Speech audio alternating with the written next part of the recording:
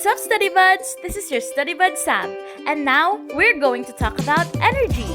Energy can transform from one type to another, but it can never be destroyed nor created. The two basic forms of energy were the ones that were mentioned a while ago, but there are other types of energy that we can discover.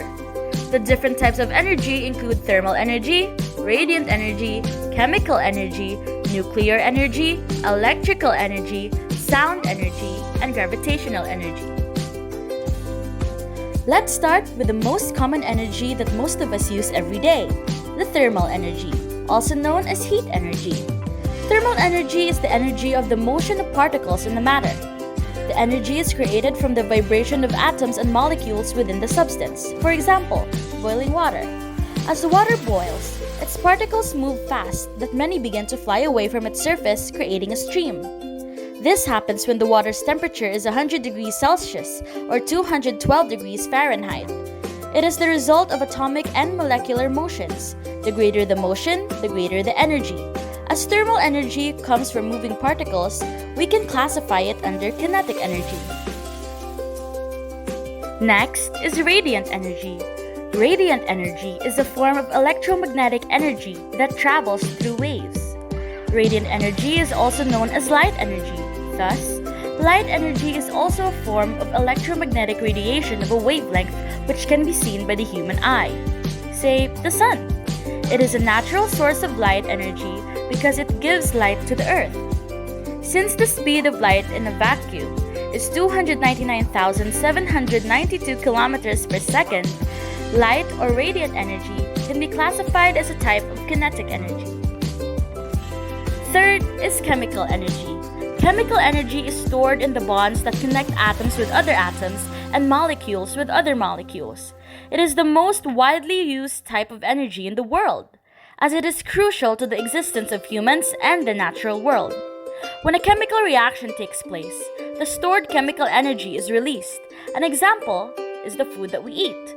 The food contains stored chemical energy. As the bonds between the atoms and food loosen or break, a chemical reaction takes place and new compounds are created.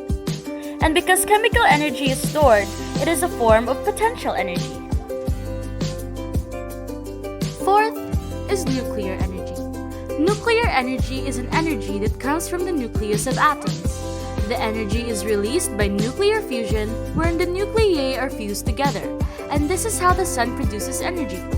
And through nuclear fission, which is a widely used method where the nuclei are split apart, this is a method used by nuclear plants to generate electricity.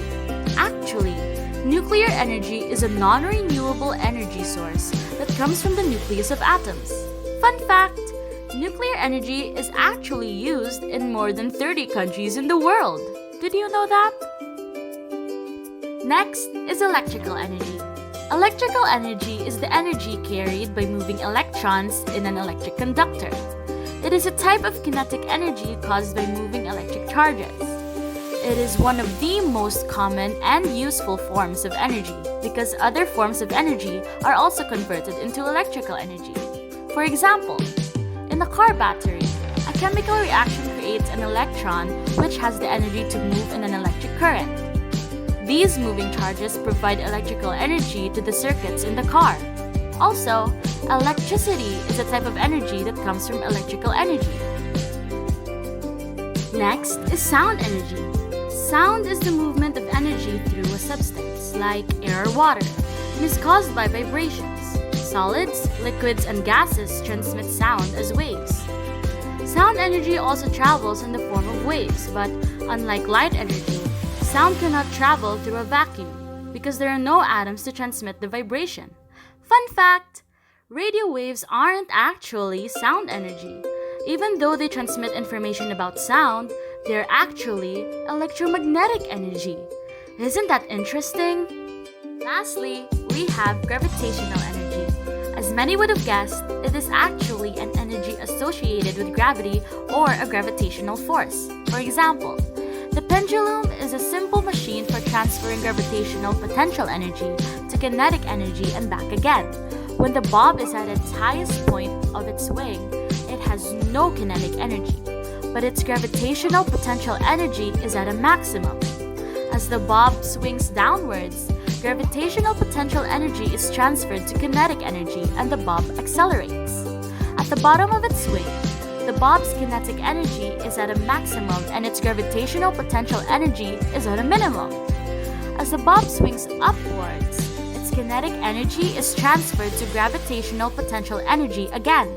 At the top of its swing, it once again has no kinetic energy, but its gravitational potential energy is at a maximum. Thus, gravitational energy is potential energy stored in an object based on its distance from the Earth. That's all for now, StudyBuds. See you on our next trip to StudyWorld. Ciao!